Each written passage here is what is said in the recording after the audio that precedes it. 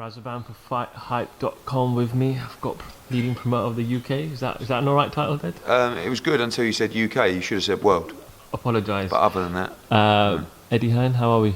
Very well, very excited. Big show on Saturday at the O2. Today we had the undercard press conference and mainly Chris Eubank Jr against Tom Doran, defence of his British middleweight title.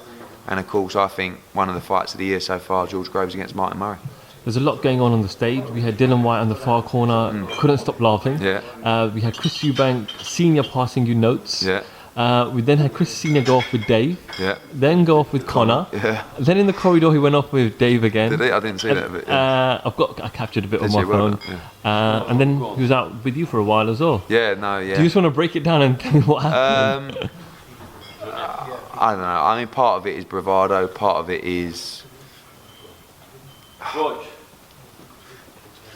I don't want to say he's difficult. Well, no, he is difficult. But he has got some. You know, I've known Chris Eubank Sr since I was, I don't know, 11 or 12. I grew up going to his fights. You know, my father promoted him for many, many years. They, you know, the majority of his world title fights were with him. You know, I was present at Eubank Ben 1, Eubank Ben 2. Eubank Watson 1, 2, you know, Eubank Collins, Eubank Henry Wharton, Eubank Gary Stretch, Eubank Dan Shoma, Eubank Rocky Gianni. You know, I was at all these fights, so I have to give him the respect that he deserves as a former fighter. But he is very difficult to deal with. But you've got to hang in there because, you know, they've got a good product. They've got a great fighter in junior. And they've got an entertainer in senior, and I think the fans like it. You know, they like the package. And you know, when you're in the O2 on Saturday night, it's one of the 17,500, or you're watching at home, you're going to enjoy watching the Chris Eubank Jr and senior experience. So sometimes as a promoter, you have to hang in there and say, I think there always comes a time where you say, is it worth it? Yeah, it's not just in dealing with it, but that's a decision you make in life, isn't it? Might be a job that you're in that's really weighing you down, it's stressful, but the money's good, or you know, you can buy a new house. Is it really worth it? And sometimes you have to ask yourself that decision when you're dealing with the Eubanks. Is it really worth it? And at the moment, I think the answer is yes. That might change. But you know, Junior is a very good fighter. It's a good fight, Doran. You know, people talk about the Golovkin fight, and that is a fight that, you know, we're working on. But I know he's a favourite to beat Tom Doran, but Tom Doran's no mug. You know, he's 17 now, he can really punch. He's got a good boxing brain. He just mustn't be overawed with the situation, which is easily done, especially when those two are walking out. You know? Do you think Chris Sr was being truthful and honest, or do you think he was winding Dave Coldwell up when making remarks such as, I know more about my fighters than you, based on his experience? Yeah, I mean, What Senior was saying was, I've boxed at a higher level than you. I had 19 world title fights or whatever it was. So therefore, I am better placed to give advice to my charge rather than you are. What was your professional record? I mean, that was a real kick in the nuts. You know, Dave Coldwell won area titles. You know, was a flyweight. Weren't the best, but was a good little fight. But Eubank, of course, was, you know, a world level fighter. Dave objected to that, and I guess it's the same as, you know, if you were a great footballer, does it mean you're going to be a great coach? You know, the same with trainers as well. Do you have to be a great fighter to be a great trainer? I don't know. You know, I mean, you look at Jose Mourinho, he weren't a great footballer, was he? I mean, I don't think he played non-league stuff or similar kind of level. You know, Adam Booth, he was never a pro fighter. Joe Gallagher, he wasn't a pro fighter. And they've all boxed at some point, but I don't know.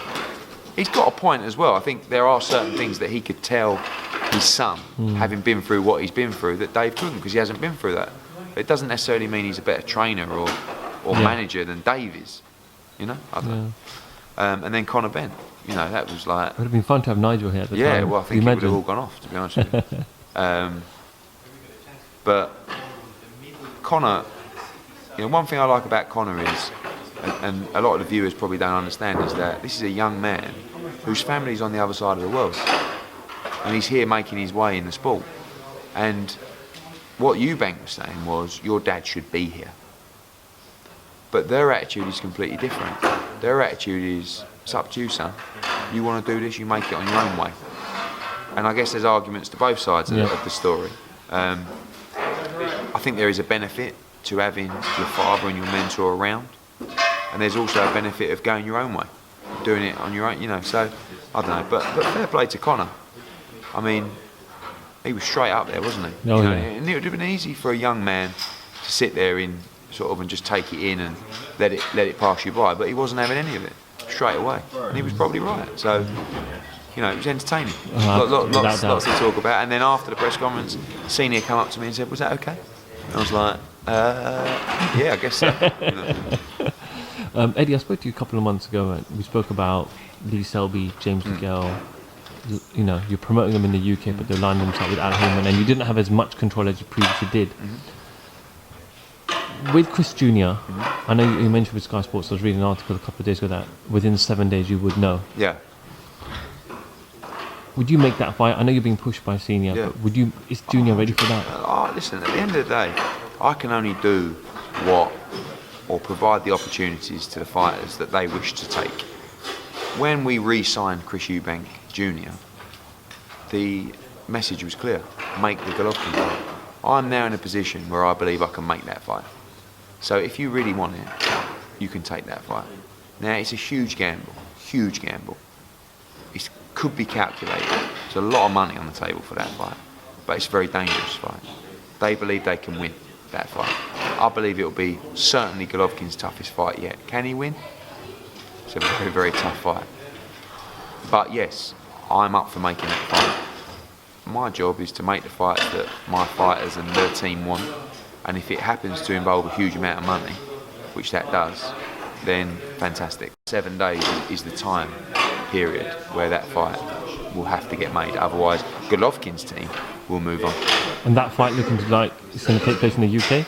Yeah, I mean 100% in the UK.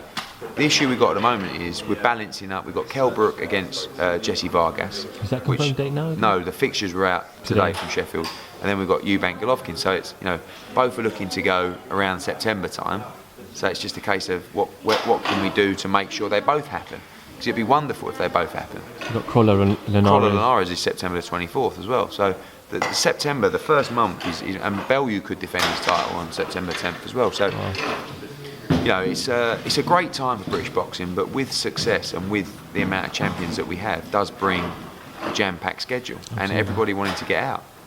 You know, and you'll probably lose fighters as well, because there'll be other guys who don't think you're giving them enough attention, and they might not be good enough to get the attention. So you have to be a little bit cutthroat and ruthless sometimes. You know, we lost Lucian Reed, a young super bantamweight. He was a really good fighter, but he wasn't. You know, in terms of the pecking order, he was down the bottom. So Frank Warren came in with an offer for him. I said, "Go and take it, son." You know, fighters need to be given the opportunity to progress. And when we get, the more successful of a stable we get, other fighters won't be able to progress in the way they need to. So it's difficult. And now we've got the Olympics coming up, where I would think, not meaning to sound big-headed, but the majority of the British team want to sign with Matchroom and Sky. And you can't say no if there's a quality fighter out there. So when you bring them on, you know, the other guys at the bottom of the peg, and so forth.